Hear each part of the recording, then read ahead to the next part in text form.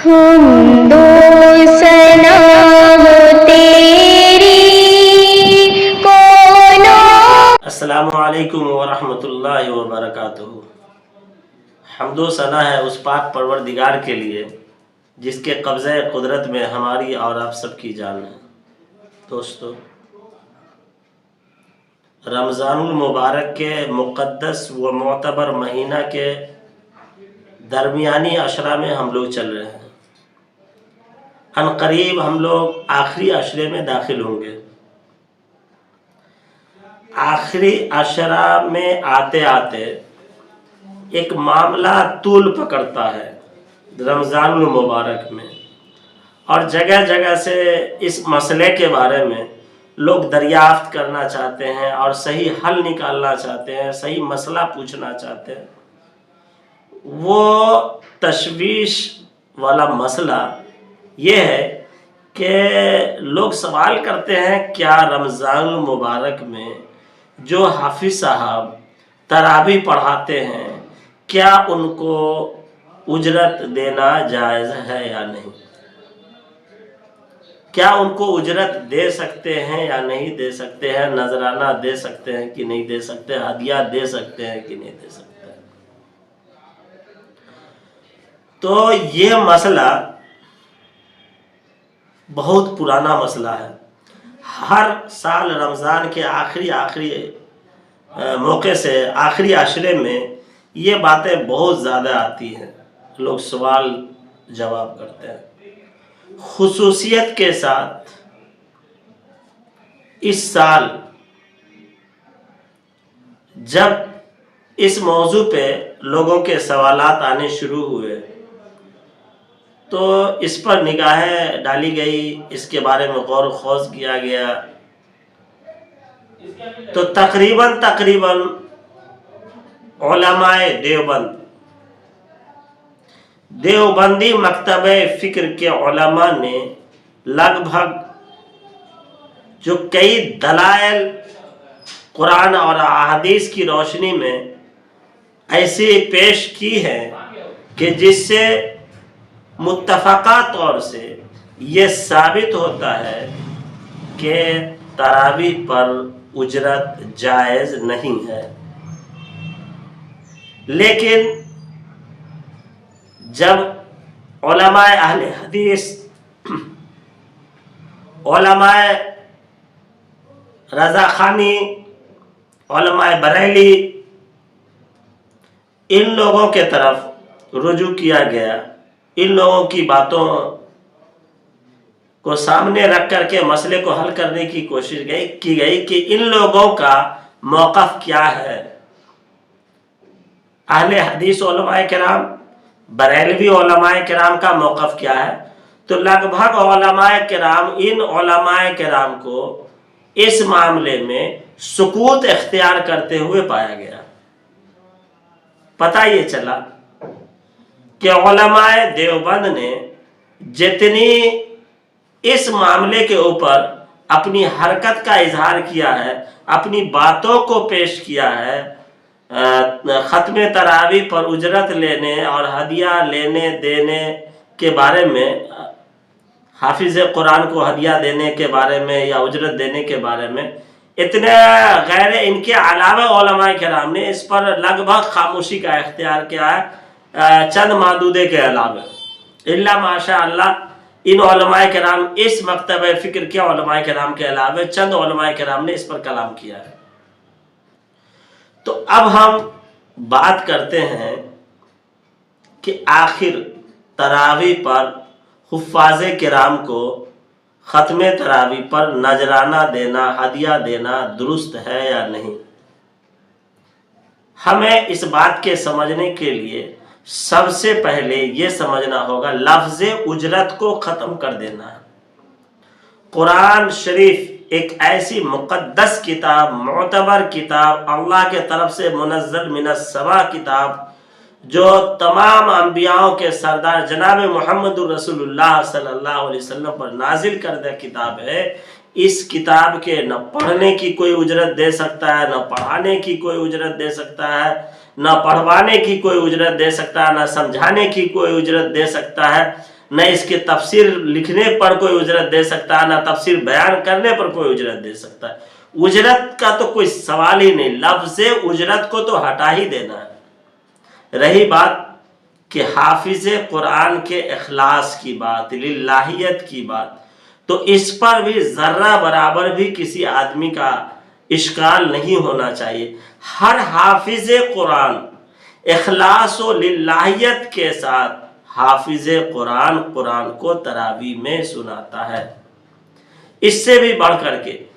جب کوئی طالب علم حفظ قرآن کا ارادہ کرتا ہے، اسی وقت سے اس کے اندر اخلاص و للہیت، دنیا سے بے رغبتی اور دنیا داری اور دنیا کے دولت کا منشا اس کے ختم ہو جاتا ہے۔ چونکہ اس پرفتن دور میں غور کرنے کی بات ہے کہ اس پرفتن دور میں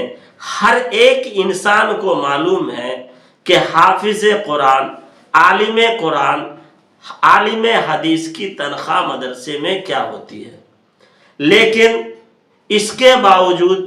اپنے بچے کو حافظ قرآن بنانا یا خود بچے کا حافظ قرآن بننا، اس کے طرف اپنے آپ کو راغب ہونا، قرآن کی حفظ پر محنت کرنا، راتوں دن قرآن کو یاد کرنے میں لگا دینا، اس بات کی بین دلیل ہے کہ دنیا پیسہ کے پیچھے بھاگ رہی ہے، دولت کے پیچھے بھاگ رہی ہے۔ یہ بچہ، یہ طالب علم اور اس کے والدین دنیا داری سے دوری اختیار کر کے دینداری، اخلاص و للہیت کا ثبوت پیش کر رہے ہیں کہ خود وہ بچہ قرآن دن و رات یاد کر رہا، اور اس کے والدین اس کو یاد کرنے پر اور حافظ قرآن، عالم قرآن بنانے پر جو ہے اپنے آپ کو تیار کیے ہوئے ہیں اور اپنے آپ کو خوش نصیب سمجھتے ہیں۔ یہیں پر سے یہ سمجھنا ہے کہ اخلاص اس کے دل میں کتنی ہے۔ پھر جب تراویح کا وقت آتا ہے، بہت دھیان سے سننے کی ضرورت ہے کہ جب تراویح کا وقت آتا ہے تو حافظ قرآن صبح سے، فجر کے بعد سے یا سحر کے بعد سے ہی وہ قرآن کو یاد کرنا شروع کرتا ہے، اور اس کے دل میں یہ رہتا ہے کہ میں آگے رہوں گا، میرے پیچھے سینکڑوں ہزاروں لوگ ہوں گے، اس میں کئی حافظ ہوں گے، کئی سامع ہوں گے، اور اس کے سامنے اس کو رکوع بھی یاد رکھنا پڑتا ہے، صفحہ بھی یاد رکھنا پڑتا ہے، متشابہات کو بھی یاد رکھنا پڑتا ہے، اور اس کا صحیح آپ کو خلاصہ اسی وقت معلوم ہوگا جب حافظ قرآن سے جا کر پوچھیں گے کہ تراویح پڑھانے سے پہلے، مصلی پر جو ہے کھڑے ہونے سے پہلے آپ کو کتنی تیاری کرنی پڑتی ہے، اور کتنی تیاری کے بعد آپ مصلی پہ کھڑے ہوتے ہیں، اور مصلی پہ جب کھڑے ہوتے ہیں تو آپ کے دل و دماغ کی کیفیت کیا ہوتی ہے، جب کسی حافظ سے مل کر کے اس کو آپ پوچھیں گے تب آپ پتہ چلے گا۔ وہ حافظ قرآن دن بھر قرآن کو یاد کرتا ہے، پھر رات میں مصلی پر سینکڑوں ہزاروں آدمی کے سامنے کھڑے ہو کر کے قرآن مجید کو پڑھتا ہے، سناتا ہے اور ہماری تراویح کو مکمل کراتا ہے۔ یقیناً اس کے اخلاق کی بات ہے، اس کے اخلاص کی بات ہے، ورنہ دنیا اگر اس کا مقصد ہوتا تو دن بھر بیٹھ کر قرآن کا رٹا نہ لگاتا، دن بھر قرآن کے صفحات کو نہیں ملاتا رہتا، رکوع اور سجدے کو نہیں ملاتا، آیات کو نہیں ملاتا، اور پھر مصلی پہ کھڑے ہونے کی پوری تیاری نہیں کرتا۔ حافظ قرآن جب عشاء کے بعد تراویح کو ختم کرتا ہے اور دوسری تراویح اس کے سامنے اس طرح آتی کہ اسے پتہ ہی نہیں چلتا کہ کتنا وقت ختم ہو گیا، اور وہ آدمی تراویح پڑھاتا ہے۔ یقیناً اس کے اخلاص کی بات ہے، اس کے اخلاص پر ذرہ برابر بھی سوال نہیں ہونی چاہیے۔ تقریباً 21 دن کی تراویح، 25 دن کی تراویح، 27 دن کی تراویح، اب 21 دن، 25 دن، 27 دن وہ آدمی لگا رہتا ہے قرآن کے یاد کرنے میں، تراویح کے پڑھانے میں، اس کا پورا دل دماغ قرآن پہ لگا رہتا ہے۔ اب وہ آدمی کوئی کام بھی نہیں کر سکتا۔ اگر اس کے دل میں پیسہ مقصد ہو، اگر اس کے دل میں دولت مقصد ہو، اس کے دل میں اگر حرص و لالچ طمع ہو، تو وہ آدمی بھی رمضان میں اللہ جو ہے بہتوں کو رزق دیتا ہے، رزق کی فراوانی ہوتی ہے، اللہ رحمت کے دریے بہا دیتا ہے، تو وہ بھی چاہتا کہ صرف کھجور کی ہی تجارت کر لے، سوئی کی تجارت کر لے، کپڑے کی تجارت کر لے حافظ قرآن، جب وہ قرآن کو 30 پارے کو یاد کر سکتا ہے تو کیا دنیا کمانے کے حربے کو استعمال نہیں کر سکتا ہے؟ بالکل ضرور بھی ضرور کر سکتا ہے، لیکن حافظ قرآن سارے چیزوں سے بے رغبتی اختیار کر کے، سارے چیزوں سے ہٹ کر کے رمضان المبارک کے پیچھے، قرآن کے پیچھے لگتا ہے اور قرآن کو درستگی کے ساتھ پڑھاتا ہے۔ یہ اللہ تبارک و تعالیٰ کا ایک نظام ہے جو تراویح کے ذریعے سے حافظ قرآن اپنے قرآن کو یاد کرتے ہیں۔ تو اخلاقی فریضہ یہ ہے کہ حافظ قرآن کی توہین نہ کی جائے۔ یہ جملہ اجرت یہ حافظ قرآن کی توہین ہے اور ان کی تذلیل ہے۔ حافظ قرآن جب قرآن مجید کو مکمل کریں تو یہ اجرت کا لفظ، یہ محنتانے کا لفظ اور یہ کہنا کہ حافظ جی کو تراویح پڑھانے کے عوض میں دے رہے ہیں، کچھ نہیں۔ عرب کے اندر بڑے بڑے بادشاہ، بڑے بڑے ساہوکار، بڑے بڑے سیٹ حافظ قرآن کو بڑا بڑا نذرانہ دیتے ہیں۔ اور یہ ایک سوال رمضان کے آخری عشرے میں آتا ہے، جائز ناجائز، جائز ناجائز۔ بڑا عالم جب جلسے میں جائے، 1 گھنٹہ 2 گھنٹہ تقریر کرے، 25,000 30,000 50,000 لاکھ روپیہ لے، تو ان کو لفافہ بڑے ادب و احترام سے پکڑایا جائے۔ اس وقت کوئی کھیل کال کسی مفتی کے پاس کال نہیں جاتا کہ جائز ہے یا ناجائز ہے۔